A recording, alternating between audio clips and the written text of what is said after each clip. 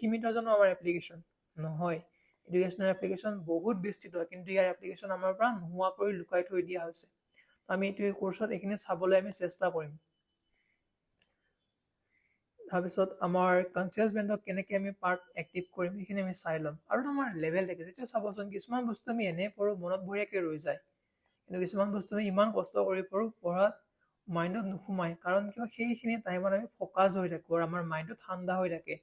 এই ঠাণ্ডা হোৱা টিপছটো যদি আমি জানো, তেতিয়াহ'লে আমি যিকোনো সময়তে যিকোনো বস্তু আমাৰ মাইণ্ডৰ ভিতৰলৈ লৈ যাব পাৰিম। আৰু এই কোৰ্চত এই দ্বিতীয় দিনা আমি সেইখিনিয়ে চাই ল'ম। আৰু তৃতীয় দিনা আমি চাম যে ৰিডিং টেকনিক্স কি কি আছে, আমাৰ ষ্ট্ৰেটেজিক টেকনিক্স, ষ্ট্ৰেটেজিক ৰিডিং।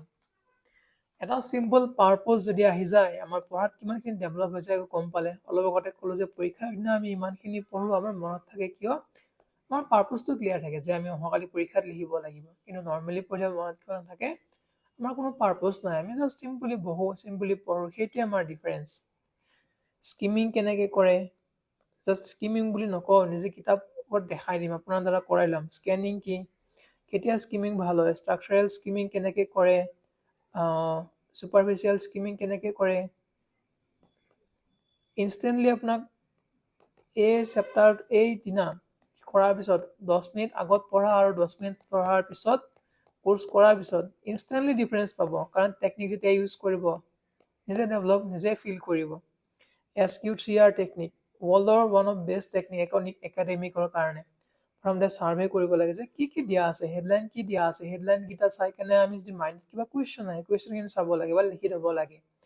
তাৰপিছত যদি আমাৰ চেপ্টাৰৰ পিছফালে কুৱেশ্যন আছে, সেইখিনি চাব লাগে। তাৰপিছত আমি পঢ়িব লাগে। তেতিয়াহ'লে কি হয়, আমাৰ ব্ৰেইনত আৰ্জেঞ্চি ক্ৰিয়েট হৈ গ'ল যে মোক এনচাৰখিনি লাগে, সেইকাৰণে তাৰপিছত তুমি পঢ়া। তেতিয়া ব্ৰেইনে এক্টিভলি এংগেজ হয়। ছাৰ্ভে কৰা হ'ল, কুৱেশ্যন কৰা হ'ল, পঢ়া। তাৰপিছত কি পঢ়িলে এনচাৰ দিব চেষ্টা কৰা। তাৰপিছত ৰিভিউ কৰা, বোলে কিবা বস্তু এৰি থৈ গ'ল নেকি, আকৌ চাইকেলটো ৰিপিট কৰা। এনেকৈ তুমি পঢ়া, তোমাৰ দিমাগৰ ভিতৰত প্ৰিণ্ট হৈ যাব পঢ়া। প্ৰেক্টিচ কৰাম এইবোৰ চব। এক্টিভ ৰিডিঙৰ ষ্ট্ৰেটেজি, কেনেকৈ আমাৰ এক্টিভলি এংগেজ হয়। নোটছ মেকিঙৰ ফৰ্মুলা, কেনেকৈ আমি নোটছ হাইলাইটৰ secrets. Practical approach, just theoretical নহয়। স্পীড ৰিডিং, আমি কেনেকৈ স্পীড ৰিডিং কৰিব লাগে। এটাটো হৈছে আমাৰ ইণ্টাৰেষ্ট, যদি ইণ্টাৰেষ্ট নাথাকে আমাৰ এনাৰ্জি ল' হৈ যায়, আৰু এনাৰ্জি ল' হ'লে আমাৰ ল' এৱাৰনেছ, আৰু তেতিয়া আমাৰ স্পীডটো নিজে নিজে কমি যায়। আৰু বাকীবোৰ যেনেকুৱা আমাৰ চাওঁ যে চাবভোকেলেশ্যন কমাব লাগে, মনৰ ভিতৰত যোনটো পঢ়া থাকে সেইটো কমাব লাগে, বা পইণ্ট বা আঙুলি মানে এনেকৈ যে লাইন কৰি ড্ৰ কৰে যে, সেইটো আমি ইউজ কৰিব পাৰোঁ।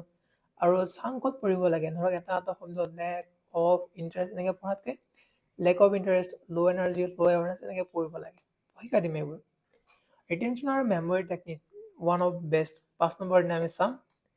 ইয়াতে কি আছে, নোট টেকিঙৰ মেথড, এক্টিভলি নোট টেকিং। এই যে কাষত যে জেগাখিনি আছে, এইখিনিতো আমাক এনেই দিয়া নাই ন, এইখিনি আমাৰ নোট টেকিঙৰ কাৰণে ইউজ কৰিব লাগে। কিন্তু কোনো আমাক নকয়, কাৰণ নিজে গম নাপাওঁ, নকলে কেনেকৈ গম পাম, হয়নে। তাৰপিছত কিয় কিছুমান মানুহৰ মেমৰি বেছি টাইমলৈ ৰিটেইন কৰা থাকে, কিন্তু কিছুমানৰ শ্বৰ্ট টাইমত ৰিটেইন কৰা থাকে। কিছুমান বস্তু কিয় আমি সোনকালে পাহৰি যাওঁ, কিছুমান বস্তু কিয় আমি লং টাইমলৈ মনত থাকে। কাৰণ হৈছে আমাৰ যদি কিবা এটা ইমোশ্যনেল লগত কানেক্ট হৈ থাকে, ধৰা তোমাক জন্মদিনৰ দিনা চাইকেল এখন দিছে, সেই বস্তুটো তোমাৰ মনত থাকিব। কিন্তু যোৱাকালি কি ভাত খাইছা, মই একমাহ পিছত সুধিলে তুমি পাহৰি যাবা। কাৰণ কিয়, তোমাৰ ইমোশ্যন অৰ্থাৎ ভাৱটো ইয়াৰ লগত জড়িত হৈ থকা নাই। মাইণ্ড মেপিং চাম, মাইণ্ড মেপিং কেনেকৈ কৰে, কেনেকৈ এই হেডলাইনৰ তলে তলে লিখি যায়, কেনেকৈ আমাৰ এনেকৈ ব্ৰাঞ্চবোৰ ওলাই ওলাই লৈ যায়, চাই ল'লোঁ সেইখিনি। ৰিপিটেশ্যনৰ টেকনিক চাম, আৰু মেমৰি পেলেচ টেকনিক, এইটো এডভান্স লেভেলৰ হয়, কিন্তু এই মই কৰাম কাৰণ যিহেতু মই সেইদিনা মেমৰিৰ ওপৰতে কৰাম, তো এইটোও কৰাই দিম একেলগে। ৰিডিং ফৰ ডিফাৰেণ্ট গ'ল, তো আমি যদি এটা পদ্ধতিৰে নিউজ পেপাৰ পঢ়োঁ, এটা পদ্ধতিৰে আমি পৰীক্ষাৰ বাবে পঢ়োঁ, এটা পদ্ধতিৰে আমি কম্পিটিটিভ এক্সামৰ বাবে পঢ়োঁ, আমাৰ দৰে গাধা কোনো নাই। তো আমাৰ এপ্ৰ'চকেইটা বেলেগ বেলেগ হ'ব লাগিব। নিউজ পেপাৰ পঢ়োঁতে এপ্ৰ'চটো বেলেগ, পৰীক্ষাৰ বাবে পঢ়োঁতে এপ্ৰ'চটো বেলেগ, আৰু কম্পিটিটিভ এক্সামৰ বাবে পঢ়োঁতে আমাৰ এপ্ৰ'চটো বেলেগ। কাৰণ তাৰ যোনখিনি প্ৰয়োজনখিনি আমাৰ বেলেগ বেলেগ হৈ থাকে।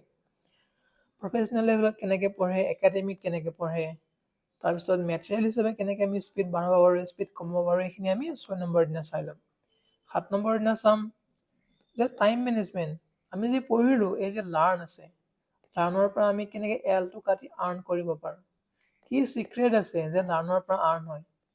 আমি এপ্লিকেশ্যনখিনি আমি লেক কৰি থাকোঁ। এপ্লিকেশ্যনটো আমি ক'ত ইউজ কৰোঁ? মই যে আপোনালোকক পঢ়াই আছোঁ, এইটো কি এটা এপ্লিকেশ্যন হয়নে? মই জানা বিদ্যাখিনিৰ। তো এইটো মাত্ৰ এটাহে হয়, এনেকুৱা হাজাৰ হাজাৰ এপ্লিকেশ্যন আছে, কিন্তু আমি বস্তুবোৰ গম নাপাওঁ। কিয়? আমাৰ আগতখিনি বস্তু আহিব দিয়া নহয় বা আহি নাপায়। তো 7 নম্বৰ দিনা আমি চাম যে এপ্লিকেশ্যন কি কি আছে। বহুত এপ্লিকেশ্যন আছে, জানিলে আচৰিত হৈ যাব।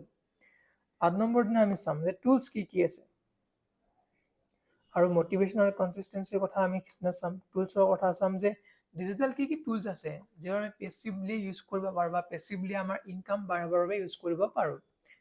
আৰু লাষ্টৰ দিনা চাম যে ইমানবোৰ যে আমি শিকিলোঁ, কেনেকৈ আমি নিজক ডেভেলপ সিমান কৰিব পাৰোঁ, কেনেকৈ আমি 8x পিছত কামখিনি কৰিব পাৰোঁ।